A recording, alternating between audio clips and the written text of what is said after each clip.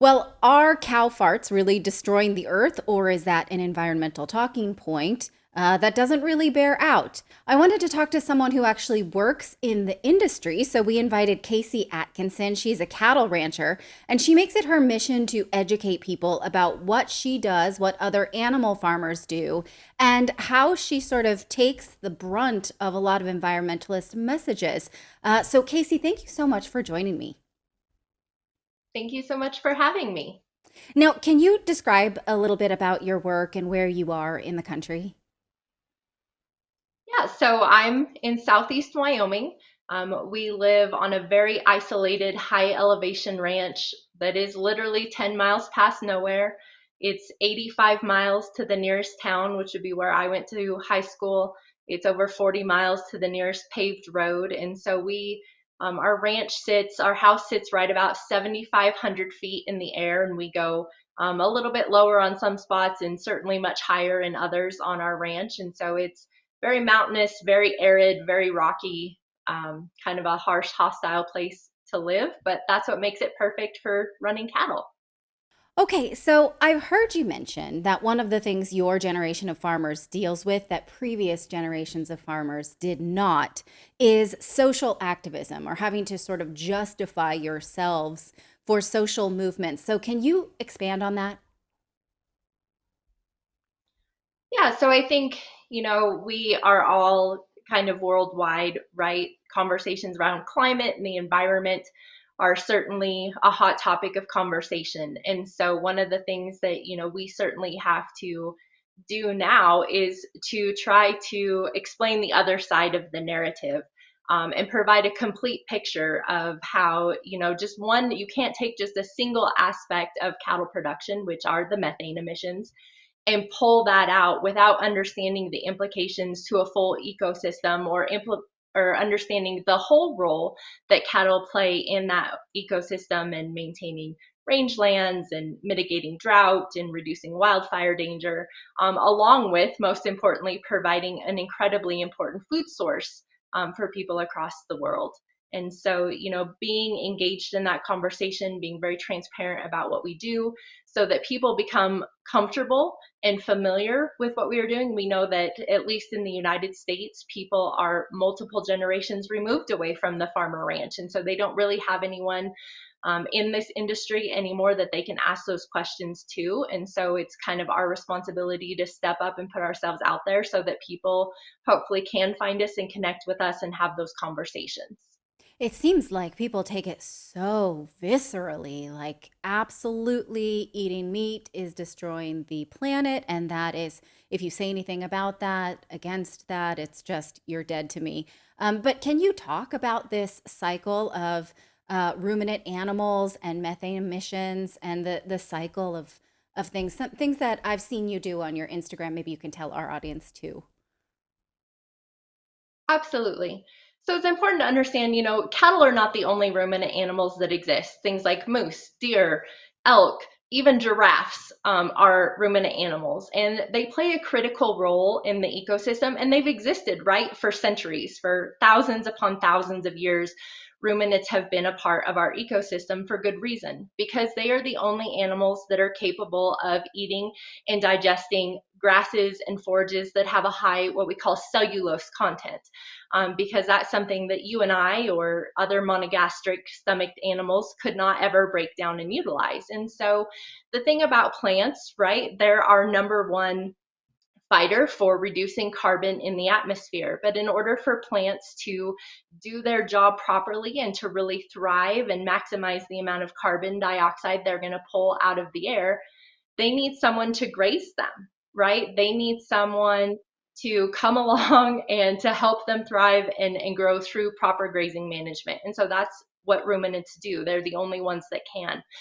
And so there's this cycle, we refer to it as the biogenic carbon cycle, whereby ruminants come in, they graze those plants, that causes those plants to kick into growth mode. It helps them propagate and replicate and spread out across the surface of the ground. By doing that, there's more plants to pull more carbon dioxide out of the atmosphere. And so, of course, we know through the process of photosynthesis that plants will then release oxygen back into the air, which you and I need to be able to breathe.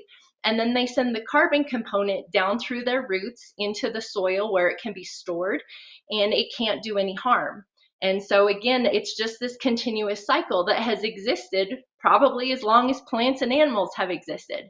And so the methane that cattle are releasing when they're digesting that cellulose that's in those plants is what's causing the methane to occur.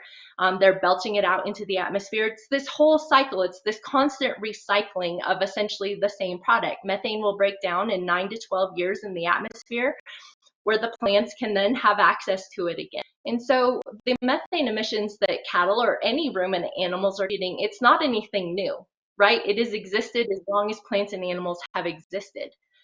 And so in order to maintain the cycle, you have to maintain ruminants on the land. Cattle, by nature of grazing, we're helping reduce wildfire danger. We know here in the West, wildfire is a major problem.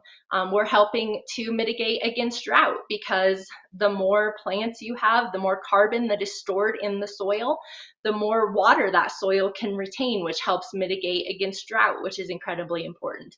We know that soil erosion is a way for that carbon to escape and to release. Anytime the soil erodes or it cracks or it fissures, that carbon that those plants have worked so hard to put back underneath the ground where it can't do any damage can escape.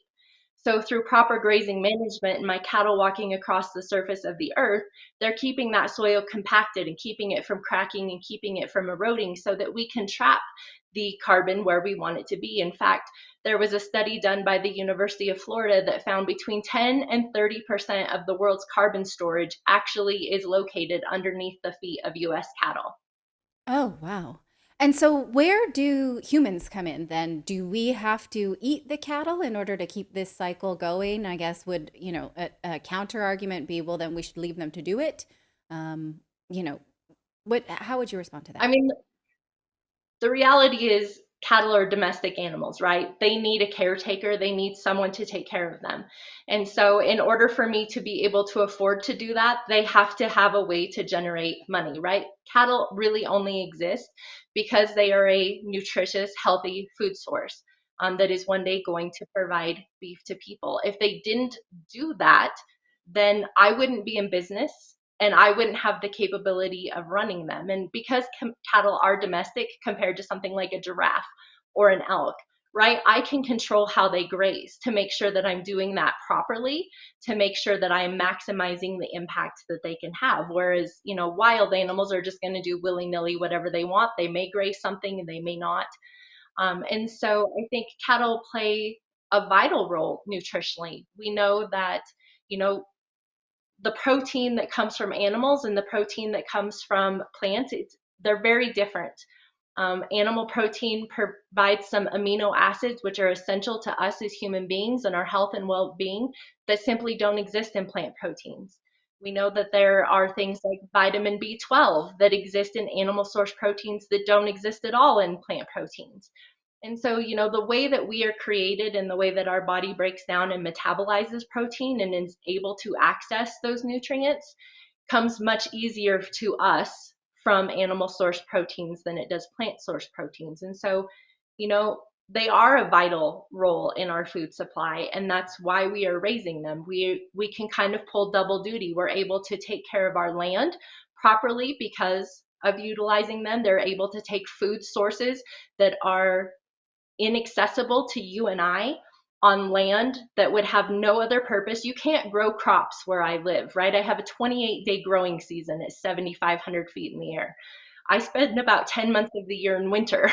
So I'm not growing anything else here. This land would be unusable to humans essentially if I wasn't running cattle. But because I'm able to use them and take care of my land, then I'm also able to provide an incredibly nutritional food source to you, which is essential to your well-being.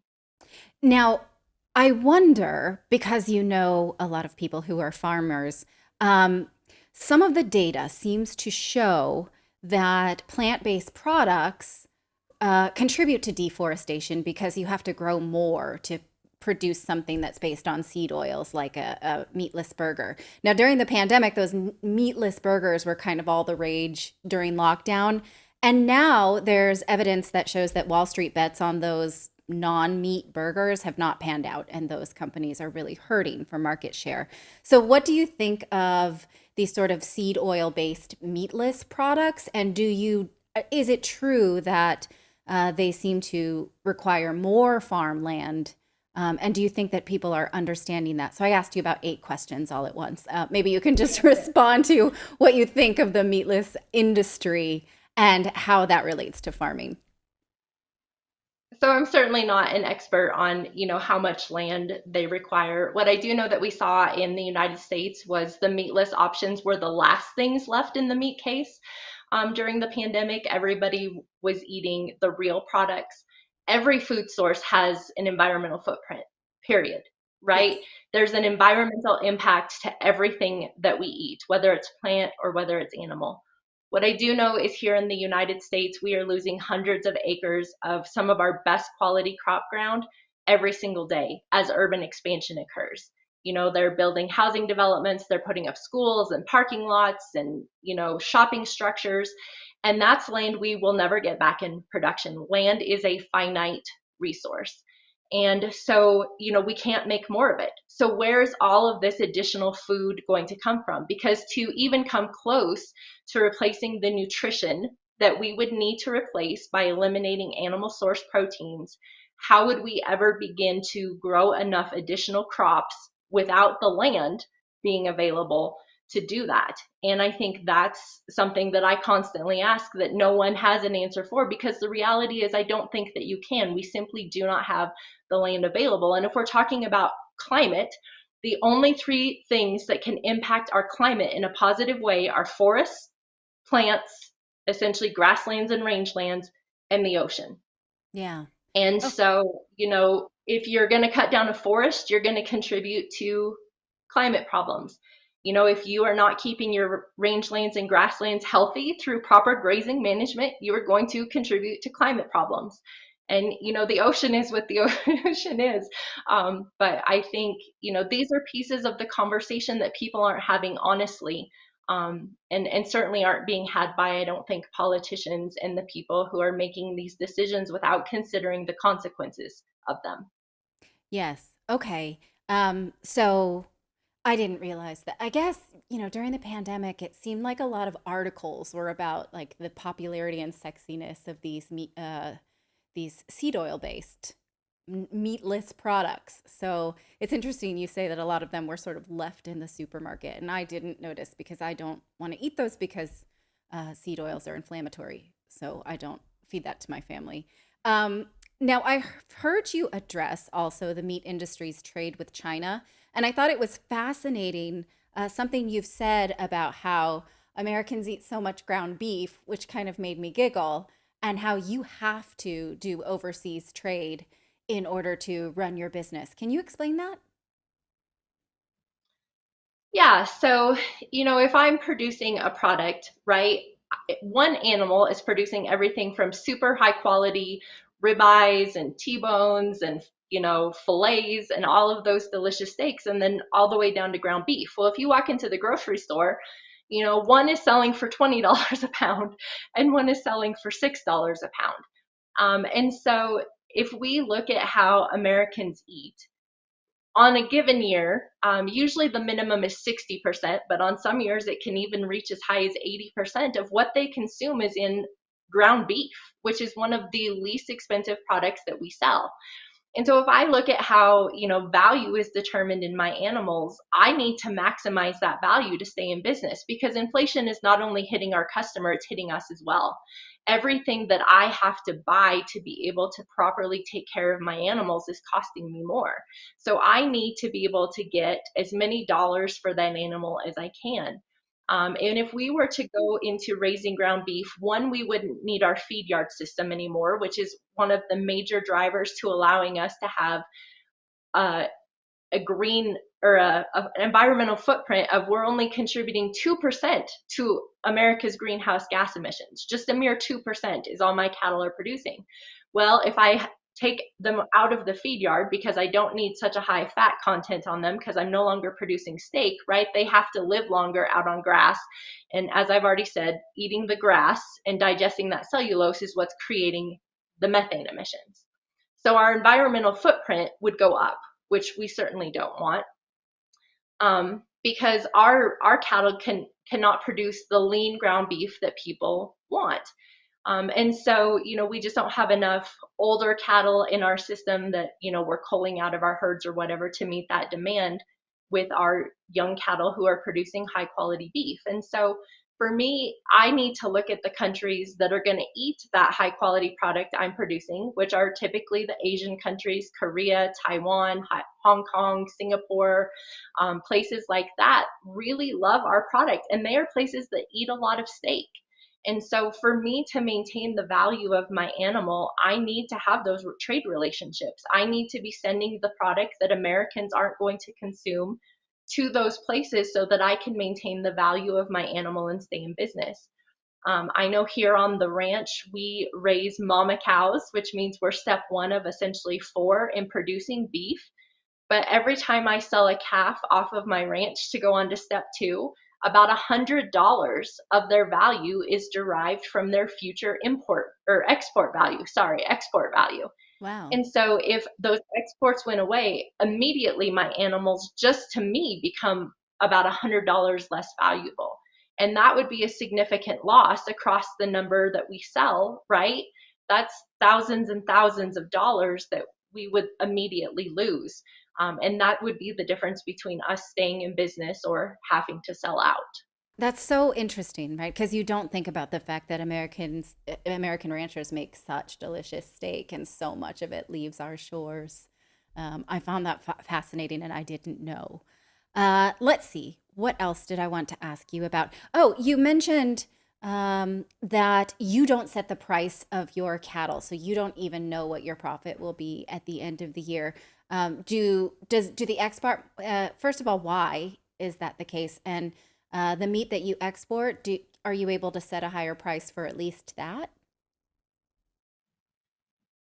So um, the beef chain, the way that the beef product, it's incredibly complex and complicated. Cattle live for approximately 2 years before they go to harvest if they're part of the, traditional beef chain. And they're going to have, in typical 3, 4 owners before they become beef. Because we're all just kind of segmented. That doesn't mean that there aren't people who aren't doing the whole chain or doing a couple stages in the chain, but like we're literally just focused on step one, which is producing calves. And so because I'm kind of the bottom of the chain, I'm literally just selling on an open market essentially. We sell on a video auction, and so it's whatever someone is willing to pay me for my cattle on the day that I choose to go to that auction and sell them. And so I don't have any control over that. Think about like going to maybe an estate auction for people who aren't in agriculture, right? If the auctioneer puts something up for bid, it's whatever the people determine that value is for that item that day. That's the scenario kind of that I'm in. But typically, as we have looked back historically, the cattle market has kind of been cyclical on a 10-year cycle. And so typically 3 of those years you're going to lose money, 3 of those years you will make money, and 4 of those years you will break even. And so the goal for me as the manager is I have to take the 3 years I'm making money and put that away and use that responsibly. So on the 3 years I lose money, right, I'm still breaking even across a 10-year span every single year. That's kind of my goal. Can I break even this year? Because if Wow, I can that's break rough. even, I can stay in business. And so it's just the way that it is. I don't know that we will ever see a better solution. We obviously see some people who are getting into direct to customer sales. And so they are taking animals and they're raising them clear through the process and then selling that meat directly. They then can set the price, based on their costs, and hopefully make some money. But we are just, like I said, I'm 85 miles from the nearest town. We don't really have a federally inspected plant anywhere near us, which is something I would have to send my animals through in order for it to be legal to sell that to a customer. I don't have access to the feed resources to feed them out. I don't personally, I know a lot about cattle and nutrition and different things, but understanding how to properly feed out cattle nutritionally so that you're meeting all of their needs and creating that expected high quality product, that's not something that I want to do because I just I don't have the time, quite frankly, to be able to do that. There's just so many little pieces. And so for us, what works best is we're just going to raise calves. We're going to raise them till about 6 months of age, and then we're going to send them on to the next person who is specialized in their part of the chain. And let that beef move through, and know that someday my beef is going to end up in a grocery store, most likely here in the United States. Most of the beef that we raise is still sold here in the United States. Just because exports are important to us doesn't mean that, the majority of the beef that we produce doesn't still end up here, and that people can't walk into the grocery store and find American beef, because that's what you're going to find primarily in the grocery store here is American beef. And so, we only import, it's right under 10% of the beef that we import in the form primarily of lean trim to make that ground beef that people are going to eat. So 90% of what people consume in this country is still beef that people like me are producing. Yeah. I remember my husband once in a Walmart was like, look, some of this is from China. What's that about? And then when I heard you explain it, I thought, oh, well, that doesn't sound like much of a problem. It's just, there's a lot of anti-China sentiment. When you see that on your food, you're like, what's this about? But it seems like a actually fairly reasonable um, trade association that happens. I mean, overwhelmingly, the beef that we bring in is going to come from Australia, New Zealand, Canada, and Mexico. Oh, I would even venture a really large percentage of that 10% we are importing is coming from those four places. oh, okay. And then, obviously we have very specific parameters that other countries are supposed to meet and adhere to be eligible to bring beef in from other places. And so actually, I think I can't remember exactly how many are on the list, but I mean, less than 25 approved countries, I think, to bring beef in from. So we're hopefully for the safety of our people, because we take safety really important as American producers, and we expect the same with our trading partners. And so, but we also know China, right, is a huge opportunity for us trade wise, because China has a lot of people who Yeah. probably want to eat high quality beef. And Yes. while other countries are, developing systems similar to ours, we are still the largest, who are producing the largest quantities of that high quality beef. And so if we could get our product into China, then certainly that's an export market that could be very valuable to us. Yeah. Well, that's one of the reasons I'm so glad to talk to you is because I feel like this maybe anti-farming movement, either from environmentalist perspective or from urban planning perspective, or some of what you see in Europe is, just seizing lands of farmers because of uh, the nitrogen content of the industry. I feel like these things become acceptable because we're so disconnected with the food system. But if we have a better understanding of it, maybe the rest of us will think this is not right, or this is something that needs to be protected, or this is not something that I can lob onto when, say, the mainstream media tells me that it's all the animal's fault. So I want to thank you for sharing that with us. And where can we follow you so that we can continue to see and be connected to your work? So I primarily share on Instagram. And so my social media handle is 10 miles past nowhere. And it is the number 10 for the 10. So 10 miles past nowhere on Instagram. I would love to have people follow along. If they have any questions, they can send me a message. I try to be very diligent about getting back to everyone. I can share, scientific research if that's what people are interested in, that proves that cattle are a really critical component of our ecosystem, and that, just removing them without considering all of the consequences is certainly going to have kind of a catastrophic effect on those ecosystems that people aren't thinking through and they're not being honest about. Yeah. Well, I agree with you, and I'm really glad to have come across your research and your profile. So thank you again for your time today. Thank you so much, Natalie. I appreciated being on. Thank you so much for watching this segment here at Redacted. We are live every day at 4 p.m. Eastern Time, trying to share the stories that the mainstream media will not cover. You should also come over and join our community of Redacted Rebels over at redacted.inc. That's our private locals community where we can share exclusive content that we simply cannot share here on YouTube. Come over and join the rebellion together right now by going to redacted.inc. We'll see you next time.